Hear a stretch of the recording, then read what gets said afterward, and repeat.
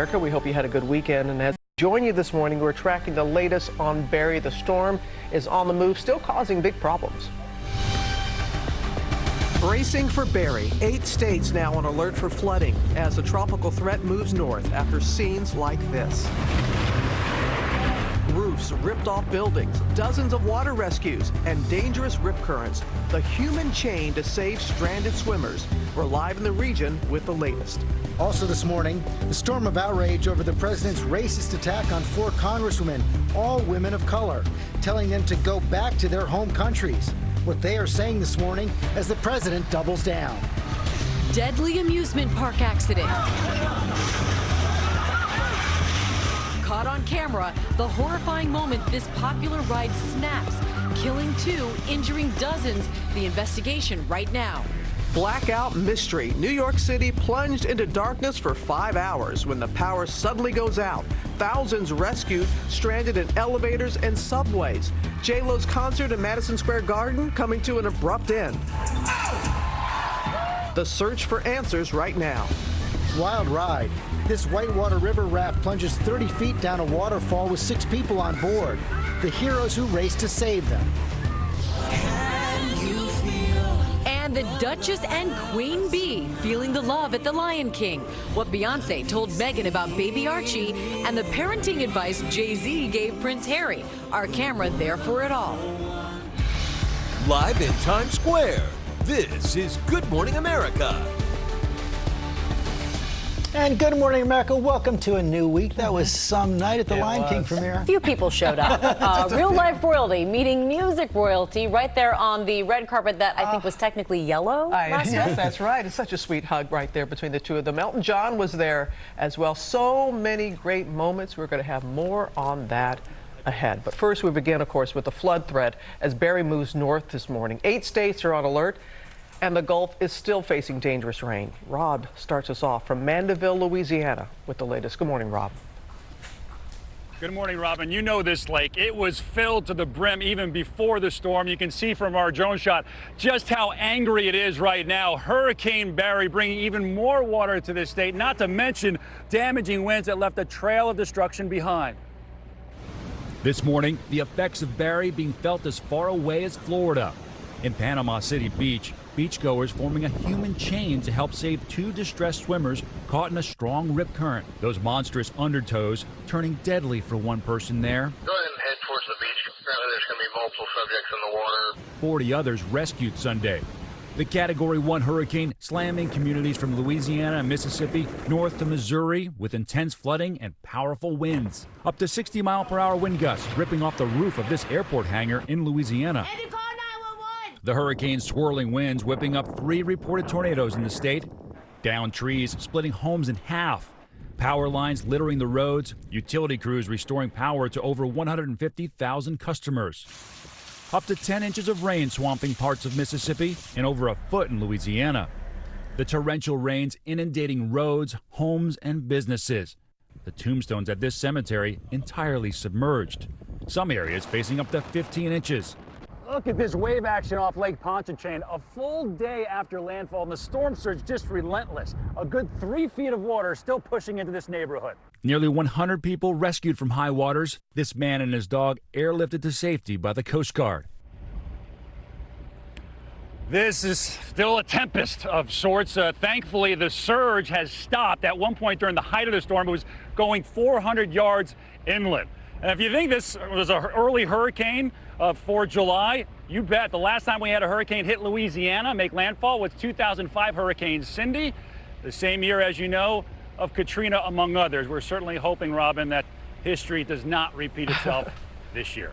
You're right about that, Rob. Thank you. And the threat is not over yet. Isn't that right, Ginger? That's right. You can still see the circulation from Barry centered there over Arkansas. It's counterclockwise. Some of those heavier bands all the way down to Texas. So you've got flood alerts, flash flood alerts up to Illinois, Paducah, Kentucky, Memphis, Tennessee included. So who's going to get it when? Well, it looks like it's very slow moving north to northeast. It'll start to pick up in pace as we go through the midweek. But we're talking about rain reaching all the way to western New York and western Pennsylvania on the order of 2 to 3 inches from what is left of Barry. But some of the heavier bands from Arkansas Arkansas to Mississippi.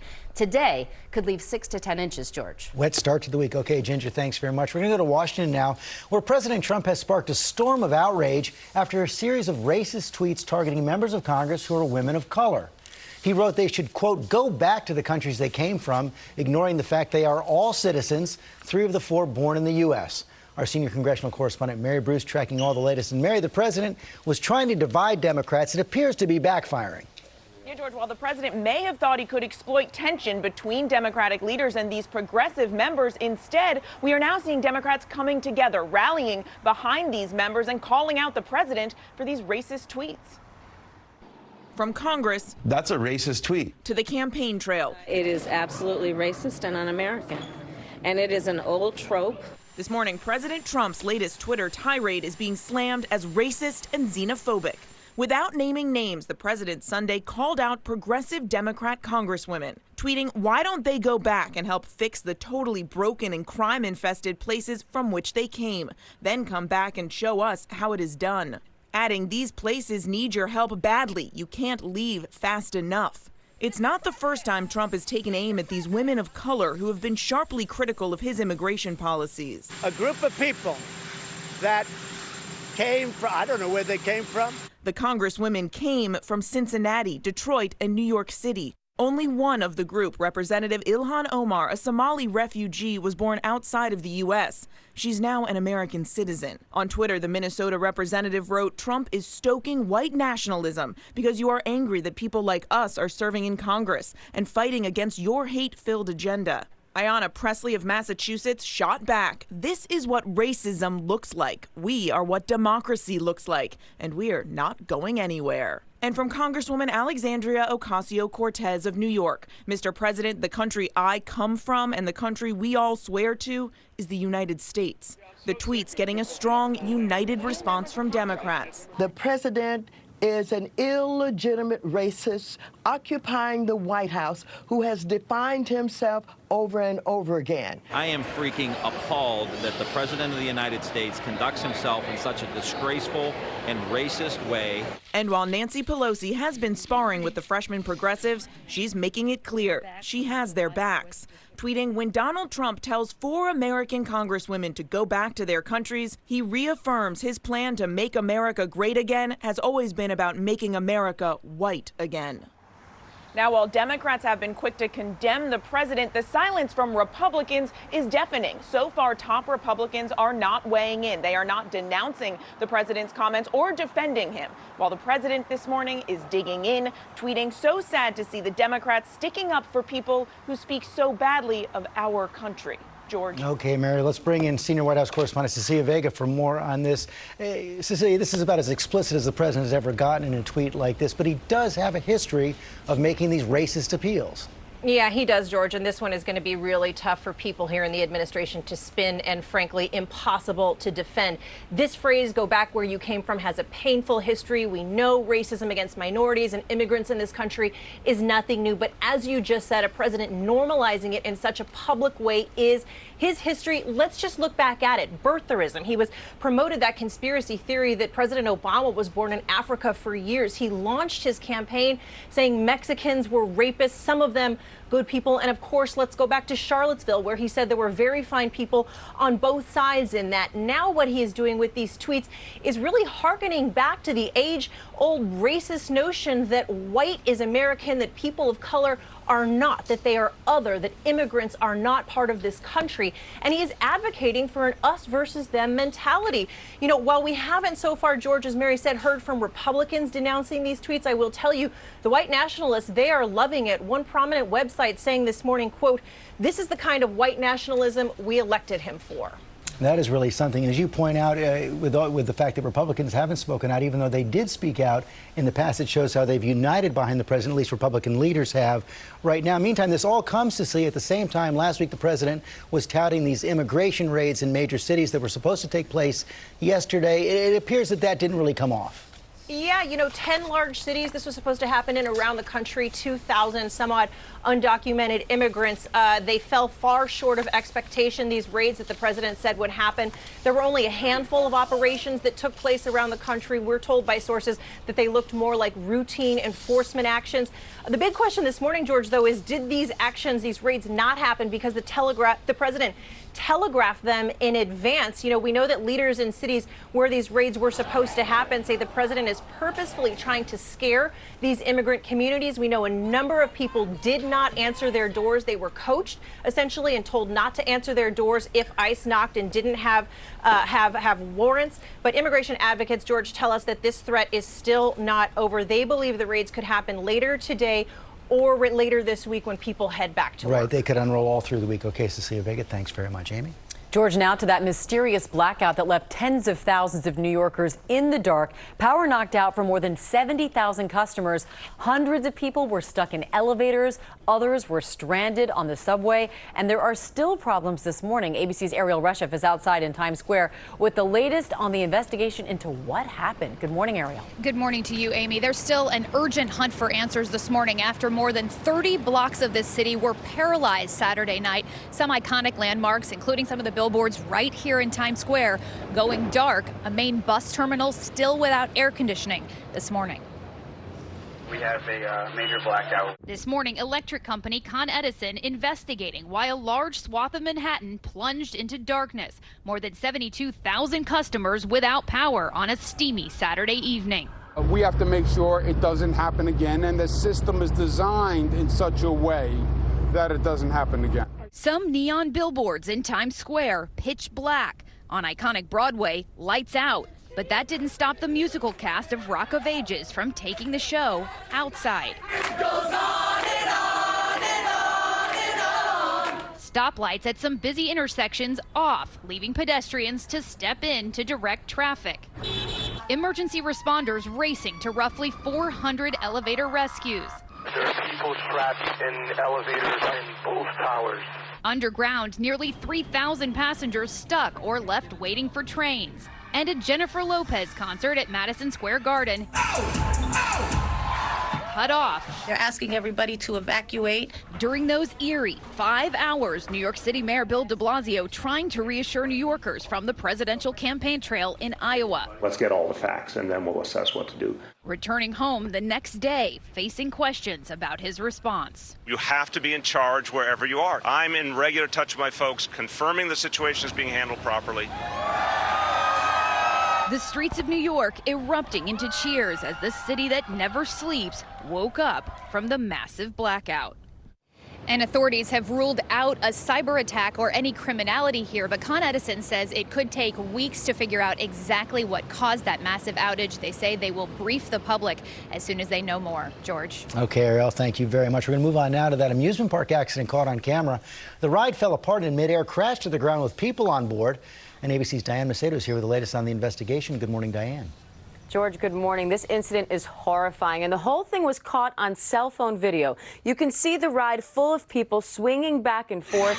Onlookers are watching, everyone seemingly having a good time, and then suddenly that ride snaps and that bottom half comes crashing down. Officials there in Ahmedabad, India, say 2 people were killed instantly, both in their 20s. 29 more were injured, and at least 3 are in critical condition. Now an investigation is underway as authorities try to figure out what went wrong here, George. As you said, this happened in India, but this is a pretty common ride. It is. The ride itself is called the Discovery. It's one of those that swings back and forth like a pendulum. It's a popular feature in amusement parks all over the world, but we still don't know how many of those are this exact ride or imitations. In fact, the Italian company that makes the Discovery has said in the past that a copy of another one of its rides was also involved in a fatal accident a few years ago, also in India. Either way, though, George, authorities worldwide will be watching this investigation closely to try to ensure that whatever went wrong here doesn't happen again. It is essential. Diane, thanks very much. Robin? And George, now to the investigation underway into the mysterious death of a beloved civil rights activist, Sadie Roberts Joseph, who founded an African-American museum in Louisiana. Alex Perez has the latest.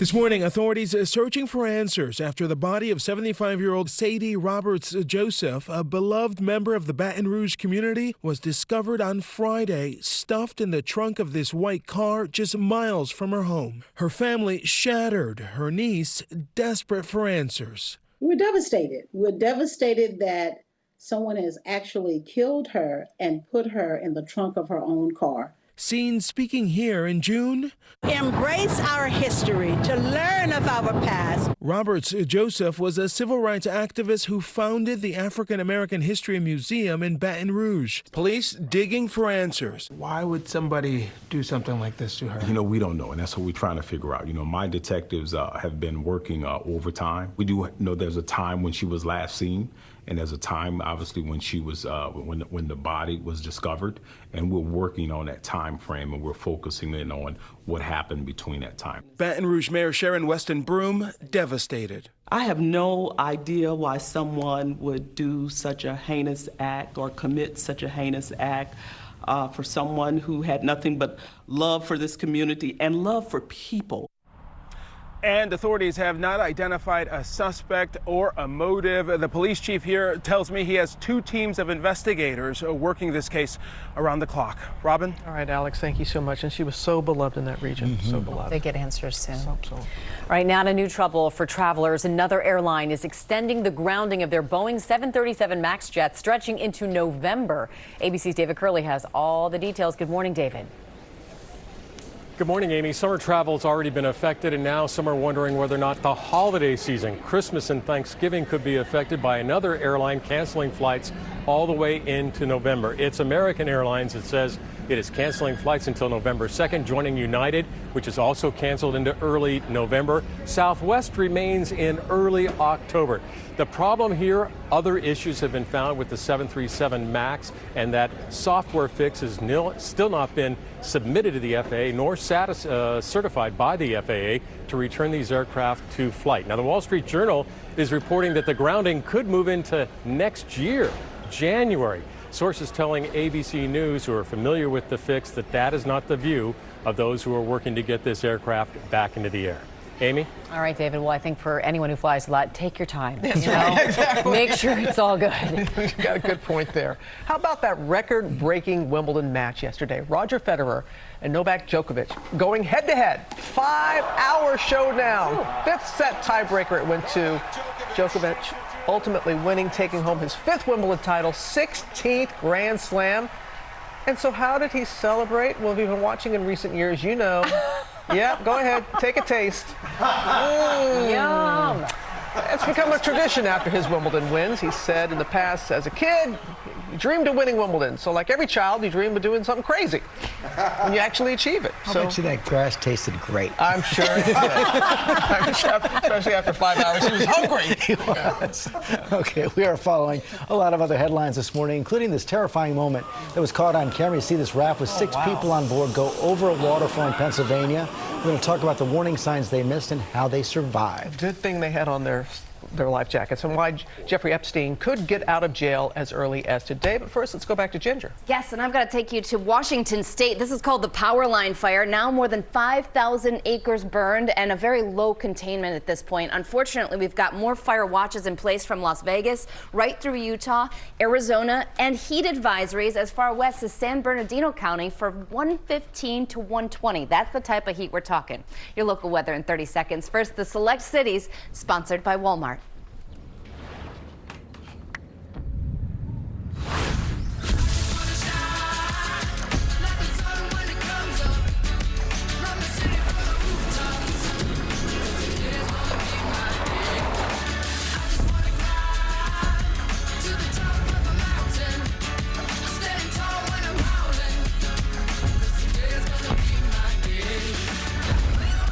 Get everything you need to go back big at the low prices you love from Walmart.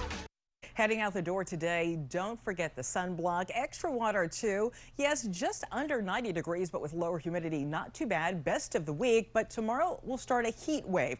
We're tracking higher temperatures, 6 days, 90 degrees and higher. And midweek, what's left of Barry will start moving through. An isolated shower or storm on Tuesday. Better chance Wednesday late and Thursday afternoon. 96 on Friday. Extreme heat in the forecast for Friday and Saturday. A meme for you. This is actual video of me watching the weekend go by. Yep. See her little face? So fast. Yep. We'll be right back. With type 2 diabetes, timing is everything. So why wait? Start Farxiga now. Farxiga, along with diet and exercise, helps lower A1C in adults with type 2 diabetes. Although it's not for